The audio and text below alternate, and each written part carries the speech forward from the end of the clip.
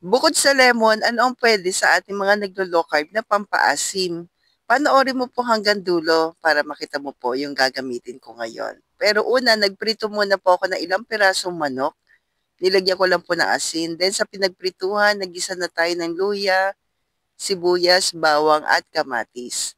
Pero yung kamatis po ay lulutuin natin maigi. Tinatakpan ko po yan para mas maluto po. Then halo-halo na lang para po mas mabilis maluto yung ating kamatis. Yan. Then, tsaka natin ilalagay po syempre yung ating manok. Sinigang na manok po ito. Pero kadalasan kasi lemon yung pampaasim na ginagamit ko. This time, iba naman po. Hindi naman lemon. Pero para sa akin na kung ikaw ay strict low carb, mas okay naman na yung mga natural na kamatis na lang. Yan, nalagay na po ako ng asin, paminta. Then, halu-haluin lang po natin. Sasangkutsa po natin.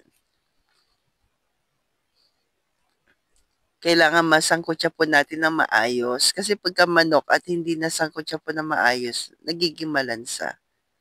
So, para iwas lansa, lutuin lang natin maigi o isangkutsa natin maigi po. Hindi kagad tayo maglalagay ng tubig.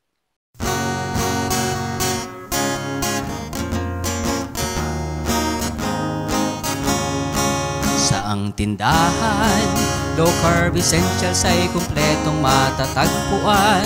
Katulong mo sa pag-ayos ng iyong kalusugan. Marami kang pagpipilian sa grindahan.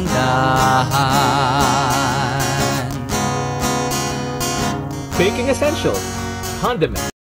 Ito po, batuan powder po. Pero, yan, batuan talaga na yung hinahanap ko po, yung prutas talaga. Wala po akong mabili talaga sa online. Pa-comment naman kung meron kayong alam po. Kasi wala talaga akong mabilhan. Kaya ito, batuan mix powder. Pero sabi nga nung pinagbilhan ko po, ay meron siyang halo. Pero mga natural herbs naman. So, nasa inyo po kung okay sa inyo to. Pero yung batuan, pwede naman talaga sa atin. Yun nga lang, mas okay. Isasuggest ko sa inyo, mas okay yung bunga talaga. Kaya kung meron kayo dyan sa inyong probinsya, mapalad po kayo. So, may ganon. Yan. Tapos pagkakulo, nilagyan ko lang po ng batuan bago ko po nilagay yung kangkong. And then, okay na po. Meron ka lang napakasarap na sinigang na manok sa batuan. Yan. So, stay healthy.